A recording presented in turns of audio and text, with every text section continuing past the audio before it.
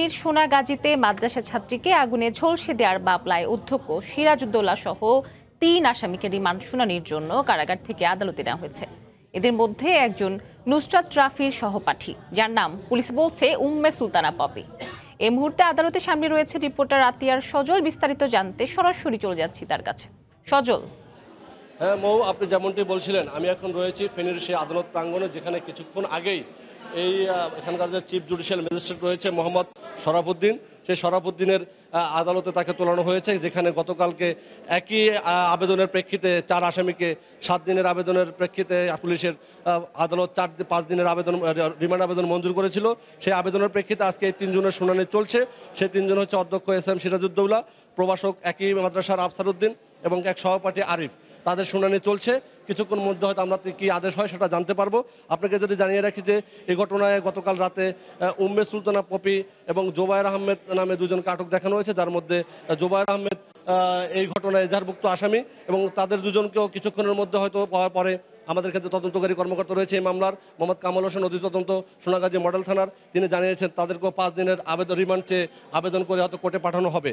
আর আপনাকে যদি জানিয়ে রাখি যে এই মামলায় গতকাল পর্যন্ত চট্টগ্রামের বিভাগের যে ডিআইজি ছিলেন মোহাম্মদ খন্দকার ফারুক, উনি যেটা জানিয়েছেন গোলাম ফারুক, যে আসামির নামটা বলেছিল শম্পা নামে একটি মেয়ের নাম এসেছিল, তার ভাষ্য মতো সে শম্পা তাদের হেফাজতে আসে, জিজ্ঞাসাবাদ করছে, এরকম একটা বিষয় তিনি আমাদেরকে সাংবাদিকদেরকে জানিয়েছিলেন। কিন্তু আজকে যে মেয়েটিকে উঠানো হয়েছে আদালতে বা উঠানোর কথা হচ্ছে বা যাকে গ্রেপ্তার দেখানো হয়েছে, আটক দেখানো হয়েছে, সেই মেয়েটির নাম হচ্ছে উম্মে সুলতানা পপি। এখন এই পপি তার যে অধ্যক্ষের নিকটাত্মীয় বলে পুলিশ দাবি করছে, এবং আসলেও সেই শম্পা সে কোথায়, তাকে কি পুলিশ হেফাজতে নেওয়া হয়েছে কিনা, শম্পা নামে কাউকে খুঁজে পেয়েছে কিনা, সেই বিষয়টা এখনো ধোঁয়াশার মধ্যে রয়েই গেল।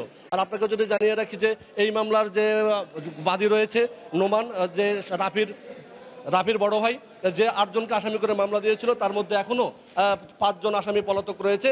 তার মধ্যে রয়েছে পৌর কাউন্সিলর মাকসুদুল আলম, এবং রয়েছেন শাহাদাত হোসেন শামীম, নুরুদ্দিন, জাবেদ হোসেন এবং হাফেজ আব্দুল কাদের।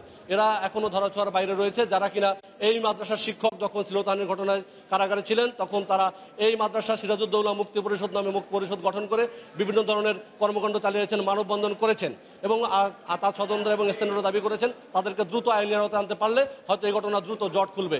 এই ছিল এখানকার সর্বশেষ অবস্থা। মৌ।